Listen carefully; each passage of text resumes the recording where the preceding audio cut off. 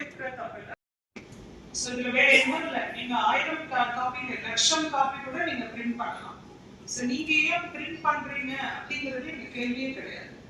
இந்த கேள்வி என்னன்னா 1000 காப்பி பிரிண்ட் பண்ணினா 10,000 ரூபாய் அப்படின்னா 1,00,000 காப்பி பிரிண்ட் பண்ணா அதுக்கு என்ன காசு அப்படிங்கிறத தேர்தலில் நிற்கக்கூடிய வேட்பாளர்களுடைய செலவுக்காக தான் இது ரொம்ப முக்கியமா பார்க்கப்படுது.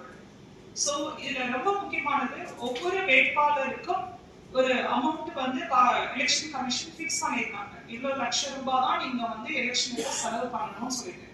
சோ இப்போ நீங்க ஒரு பிரிண்ட் ஒரு பிட் நோட்டீஸ் நீங்க அடிக்கிறீங்க, ஒரு போஸ்டர் நீங்க அடிக்கிறீங்க அப்படின்னா அதுக்கு என்ன மார்க்கெட் பிரைஸ் இருக்கு அப்படிங்கறத ஆல்ரெடி வந்து கமிஷன் எடுத்துட்டாங்க.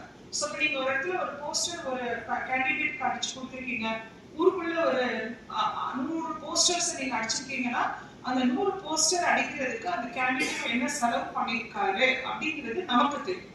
நான் வந்து 100 போஸ்டர் எடுத்துட்டு 10 போஸ்டர் தான் அடிச்சேன்னு சொல்லிட்டு அவர் வந்து கம்மியா கணக்கு காட்ட முடியாது. இதுதான் இட் இஸ் அஸ் சிம்பிள்.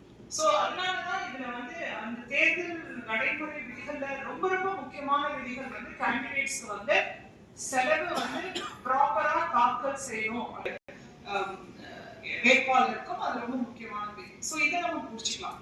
அப்ப எப்படி அதனால அதை நீங்க க்ளோஸா பார்த்துக்கணும். அடுத்த அரசியல் கட்சியினர் சமுதாய விருந்து போன்றவற்றை நடத்த அனுமதி வழங்கக்கூடாது. அவ்வாறு அரசியல் கட்சியினர் நிகழ்ச்சி நடத்துவதற்கு அனுமதி கோரினால் தேர்தல் நடத்தும் அலுவலர் அல்லது உதவி தேர்தல் நடத்தும் அலுவலரிடம் உரிய அனுமதி பெற்று உள்ளனரா என்பதை சரிபார்த்த பின்னரே அனுமதி வழங்க வேண்டும். மேலும் அவ்வாறு அனுமதி வழங்கப்பட்டால் அதற்குரிய செலவு தொகை வேட்பாளர்